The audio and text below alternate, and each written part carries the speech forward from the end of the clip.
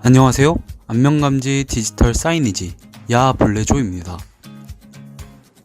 조원 구성입니다. 저희 조는 최연, 정창훈, 박예랑 그리고 발표를 맡은 팀장 유재석입니다. 프로젝트 소개부터 시작하여 개발 환경 및 설명까지 발표 진행하겠습니다. 프로젝트 소개입니다. 저희는 기존에 설치되어 있는 수동적인 광고 디지털 사이니지의 문제점을 해결하고자 아마존 웹 서비스 안면감지 빅데이터를 활용하여 주변 사람들의 연령과 성별 정보를 수집함으로써 해당 장소, 시간에 가장 필요한 광고를 능동적으로 제공하는 광고 디지털 사이니지를 제작하였습니다. 다음으로는 배경입니다. 장소와 노출 기간이 고정되어 대다수 사람의 관심을 끌지 못하는 수동적인 광고 디지털 사이니지에 대해 문제를 발견하였습니다. 광고판 주변 사람의 기본적인 정보를 수집해 능동적으로 광고를 제공한다면 적은 노출로도 많은 효과를 얻을 수 있고, 상업적인 광고가 공공에 유익한 정보와 결합되어 효과적인 광고 서비스를 제공할 수 있다고 생각하였습니다.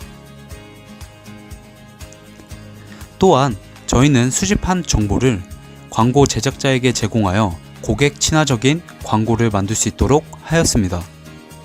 다음은 기존 광고 디지털 사이니지와의 차별성입니다. 저희는 연령 및 성별을 식별하여 광고 타깃에게 광고를 송출함으로써 광고 효율을 극대화시킵니다. 그리고 광고가 송출되는 동안 연령 및 성별 정보를 수집하여 일별 노출 횟수, 타깃 시청 비율, 추천 타깃층 등의 정보를 광고주에게 제공함으로써 광고주가 광고 효율성을 한눈에 확인할 수 있습니다. 또한 감지한 데이터를 바탕으로 빅데이터를 구성하여 트렌드의 흐름을 파악하는 데 도움이 될 수 있습니다. 저희의 핵심 기능은 이렇습니다. 먼저 웹캠을 통해서 광고판 주변 핵인의 정보를 인식하는 것을 확인할 수 있습니다. 다음으로 인식된 정보에 맞는 광고가 송출되는 것을 확인할 수 있습니다. 다음은 사용자 분석입니다. 기존의 공공장소의 광고 사업 구조가 매우 경직되어 있어 직접적으로 광고를 신청받아 게재하는 것이 매우 어렵습니다. 광고 산업 구조도를 보시면 광고주는 광고 대행사에게 광고를 요청하고, 광고 대행사는 요청받은 광고를 제작하고 심의를 통과시킵니다. 그리고 매체사로부터 광고 매체를 계약하고 매체사는 해당 광고를 송출시켜 소비자에게 광고를 제공합니다. 광고 대행사와 매체사를 거치며 오랜 시간이 걸렸던 문제를 알게 되었고, 이러한 구조를 보다 단순하게 만들고자 광고 신청과 광고 송출을 한 번에 담당하는 플랫폼화를 목적으로 개발하였습니다. 다음은 프로젝트 설계 내용입니다. 저희는 HCY와 소프트웨어 설계 수업을 통해 학습한 내용을 적극적으로 활용하였고, 더불어 미래창조과학부에서 진행하는 실무 인재 양성 프로그램인 한이음 ICT 멘토링에 참여하여 현업 개발자 멘토의 도움을 받아 프로젝트 설계를 진행하였습니다. 먼저 보시는 바와 같이 요구사항 정의서를 작성하여 기획 및 개발에 필요한 다양한 요구사항을 정의하고, 이를 통해 설계 과정의 시행착오를 줄였습니다. 다음은 정보구조 설계입니다. 광고주는 웹 앱을 통해서 광고를 신청하고, 사용자 정보 등의 신청된 광고 데이터는 EC2 서버를 통해서 S3 저장소 및 데이터베이스에 등록됩니다. 광고판에서는 광고판 주변의 행인을 촬영한 이미지를 S3 저장소에 저장하고 AWS Recognition API에서 일련의 처리 과정을 거쳐 해당 이미지에 대한 나이 및 성별 데이터를 제공받습니다. 이러한 데이터를 바탕으로 광고판에서는 광고주가 설정한 타깃층에 맞는 광고를 송출하고, 이와는 별개로 행인의 나이와 성별 데이터를 지속적으로 수집하여 웹 앱을 통해 광고주에게 분석한 데이터를 제공합니다. 다음으로 위의 정보구조 설계에서 언급한 기술들에 대해 간단히 설명드리겠습니다. 먼저 저희의 핵심 적용 기술인 아마존 레코그니션은 이미지나 비디오를 업로드하여 해당 미디어로부터 객체나 사람, 텍스트, 장면, 그리고 활동을 파악하고 안면을 감지하는 기능을 제공하는 클라우드 서비스입니다. 다음으로 설명드릴 기술은 아마존 웹 서비스의 EC2와 S3입니다. EC2는 일종의 유동적인 클라우드 컴퓨트 서비스로 저희 프로젝트에서는 이를 통해 클라우드상의 모든 데이터를 처리하는 가상 서버를 구축하였습니다. S3는 클라우드상에서 파일이나 데이터를 저장하는 저장소의 역할을 하는데 저희 프로젝트에서는 앞서 언급한 EC2와 광고판의 통신 모듈로 사용하고 있는 라즈베리파이 양단에서 연동하여 데이터를 통합 관리하고 있습니다. 다음은 웹 앱의 메뉴 구성도입니다. 저희는 이 구성도를 작성하여 각 화면에 필요한 기능을 직관적으로 정의하는 것을 통해 설계상의 오류를 줄일 수 있도록 하였습니다. 다음은 화면 설계서입니다. 메뉴 구성도에서 정의된 기능 등을 직접 눈으로 보이는 화면으로 옮기고 화면을 구성하는 요소들에 대한 설명을 정리하여 어떤 요소가 어느 기능을 하는지 한눈에 파악할 수 있게 하였습니다. 저희는 이를 통해 협업 과정에서 불필요한 개발력의 낭비를 줄일 수 있었습니다. 다음은 엔티티 관계도입니다. 데이터베이스 구축 전 미리 엔티티 관계도를 통해 각 엔티티 사이의 관계를 직관적으로 표기하여 데이터베이스 설계 오류를 줄이고 프라이머리 키와 퍼링 키를 쉽게 관리할 수 있도록 정리하였습니다. 또한 테이블과 테이블에 들어가는 구체적인 컬럼 내용은 테이블 정의서를 통해 직관적으로 정리하여 DB 개발의 참고 자료로 사용하였습니다. 다음은 기능 처리도입니다. 로그인 등 실제로 요구되는 기능이 실제로 어떤 알고리즘으로 어느 데이터베이스와 연동되는지 직관적으로 정리하여 기능과 데이터베이스를 연동하기 쉽도록 하였습니다. 다음은 저희 프로젝트의 전반적인 기능의 흐름을 표현한 서비스 다이어그램입니다. 저희 웹앱은 사용자 정보 기능, 광고 신청 기능, 광고 현황을 확인하는 대시보드 기능, 심의 통과 기능, 문의사항 기능이라는 5가지 주요 기능을 통해 서비스가 진행됩니다.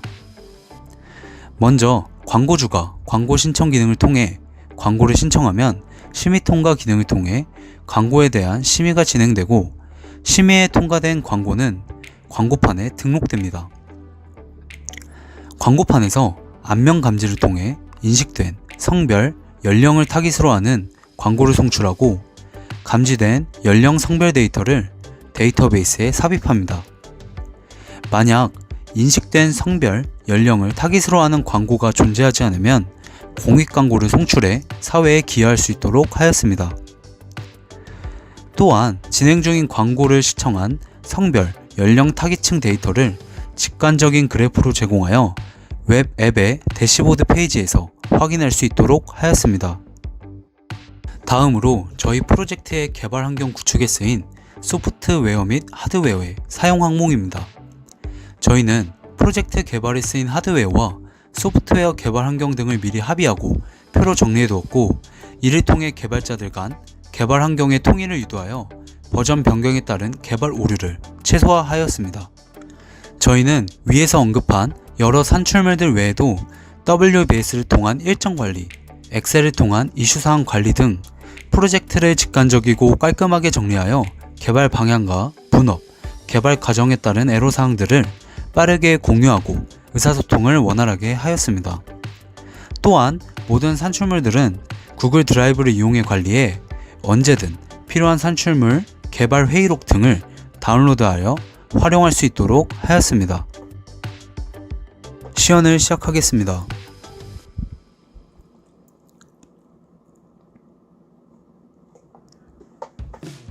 이것은 야볼레의 홈페이지입니다.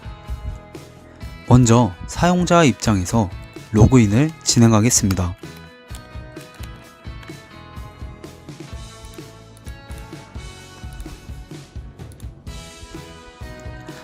로그인을 하면 우측 상단에 이메일을 확인할 수 있고 이메일을 클릭하면 회원 정보를 수정할 수 있습니다.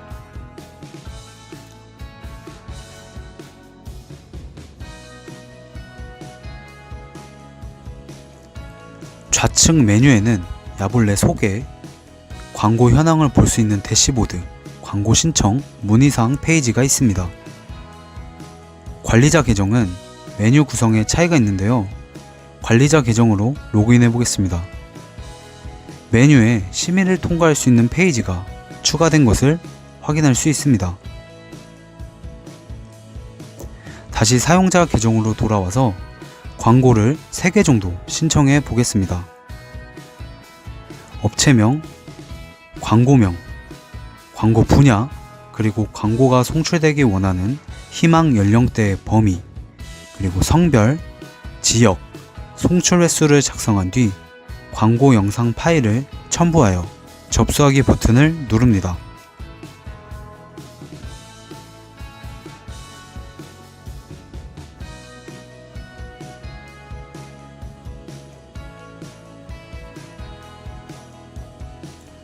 저희는 송출 횟수에 따라서 요금을 내는 방식을 선택했습니다.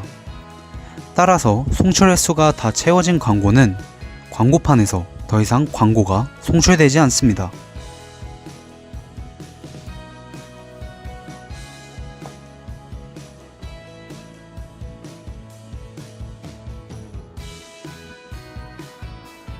이제 신청한 광고를 대시보드 페이지에서 확인할 수 있습니다.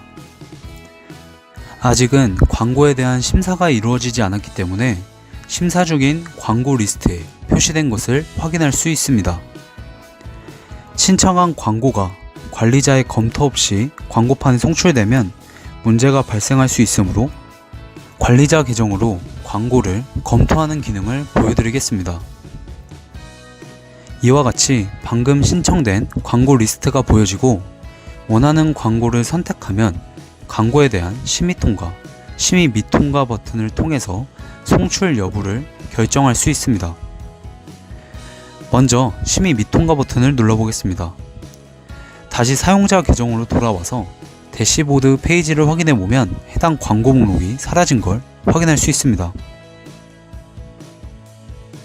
다시 관리자 계정으로 돌아와서 남은 광고들을 심의 통과 버튼을 눌러보겠습니다.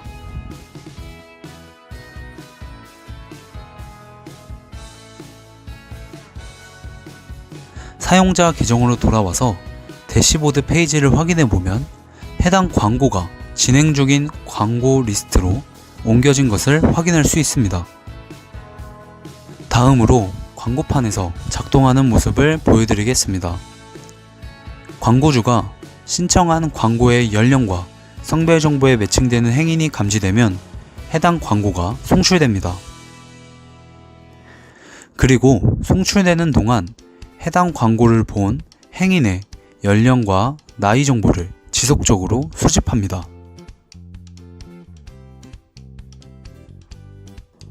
데이터베이스 화면을 함께 보여드리겠습니다. 실시간으로 감지된 행인 20대 중반 여성의 정보가 데이터베이스에 저장되는 것을 확인할 수 있습니다.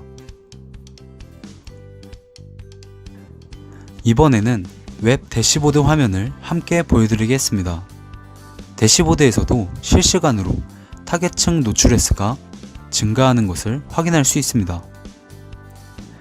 만약 핵인이 감지되지 않거나 모든 광고에 타깃층에 해당하지 않을 경우 공익 광고를 송출합니다.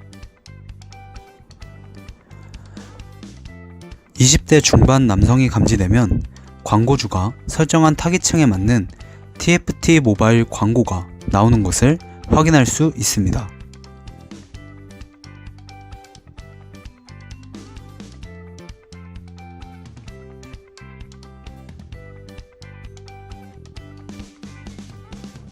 이제 대시보드 페이지에서 광고에 대한 현황을 확인해 보겠습니다. 광고를 선택하면 광고명, 설정 타겟층, 총 노출 횟수, 타겟층 노출 횟수를 확인할 수 있고 그래프의 형태로 일별 노출 횟수, 타겟층 비율, 추천 타겟층을 확인할 수 있습니다. 여기서 총 노출 횟수는 광고가 송출된 횟수를 의미하고 광고를 신청할 때 작성했던 신청 횟수를 충족하면 광고를 종료합니다.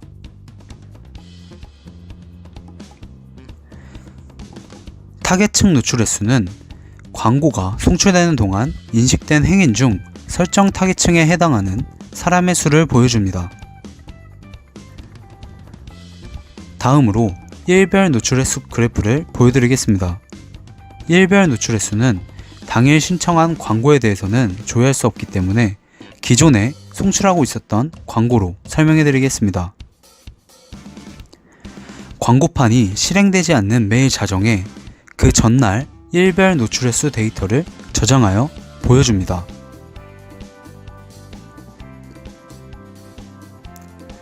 다음으로 타겟층 비율 그래프입니다. 앞서 설명드렸던 타겟층 노출 횟수 이외에도 비타겟층 노출 횟수 데이터를 저장하는데요. 그 두 값의 비율을 보여줍니다. 타겟층 노출 횟수 비율이 클수록 해당 광고가 더 효율적으로 송출되었다는 것을 의미합니다. 다음은 추천 타겟층 그래프입니다. 광고를 송출하여 인식된 행인 중 가장 많이 시청한 상위 5개의 타겟층 데이터를 보여줍니다. 이를 통해 광고주가 상위 5개 타겟층에 맞는 광고를 제공할 수 있습니다. 또한 반응형 외부로 구현하였기 때문에 스마트폰을 통해서도 대시보드를 확인할 수 있습니다. 마지막으로 문의사항 메뉴를 보여드리겠습니다. 사용자 이메일과 메일 제목, 문의 내용을 입력한 뒤에 보내기 버튼을 클릭하면 관리자 메일에서 문의사항을 확인할 수 있습니다. 이상으로 시연을 마치겠습니다. 다음은 저희가 프로젝트를 진행하면서 고민한 문제점입니다. 저희 프로젝트 특성상 공공장소에 설치하여 행인의 데이터를 수집하게 되는데 이때 데이터를 수집하는 것이 개인정보보호법에 위반되지 않는가에 대한 많은 고민을 하였습니다. 이러한 고민을 해결한 것이 디지털 사이니지 분야에서의 개인정보 보호 및 활용에 관한 연구라는 논문이었습니다. 해당 논문에 따르면 성별, 연령 등 개인을 특정할 수 없는 정보는 개인정보에 해당하지 않는 비식별 정보이므로 현행 법령하에서 개인의 동의 없이도 수집할 수 있다고 합니다. 이에 따라 저희는 비식별 정보인 성별과 연령대만을 수집 및 활용하여 맞춤 광고를 제공하는 것으로 현실과 이상의 타협점을 찾았습니다. 하지만 이 경우 개인을 특정할 수 없기 때문에 특정 개인이 지속적으로 카메라 앞에 서 있는 경우 해당 개인에 대한 광고가 반복 송출될 수 있다는 문제점이 있어 추가 연구를 필요로 합니다. 다음으로 기대 효과입니다. 저희 프로젝트는 먼저 행인의 안면을 감지하여 맞춤 광고를 제공하고 광고 표출 횟수에 따라 비용을 책정해 가격 대비 높은 광고 효율을 기대할 수 있습니다. 또한 광고를 제공하며 수집한 빅데이터를 활용하여 트렌드 파악에 도움을 줄 수 있습니다. 다음으로 행인이 없는 시간대에는 공익 광고를 노출하여 사회에 공헌할 수 있습니다. 마지막으로 일방적이고 수동적인 광고가 아닌 양방향적이고 능동적인 광고를 제공함으로써 광고 미디어 산업의 전망을 제시하는 데 기여할 수 있습니다. 다음으로 추후 연구 계획입니다. 먼저 동일 제품에 대한 복수의 광고가 존재하는 경우가 있으므로 제품별로 광고 현황을 그룹화하여 제공하는 기능을 추가할 것입니다. 다음으로 광고판이 위치하고 있는 지역별로 지역 코드를 설정하여 광고주가 선택한 지역에 광고를 송출하는 기능을 추가할 것입니다. 마지막으로 광고 현황을 보여주는 그래프를 다 변화하여 광고주에게 더욱 다양한 분석 데이터를 제공할 것입니다. 이것으로 야볼레조의 발표를 마치겠습니다. 감사합니다.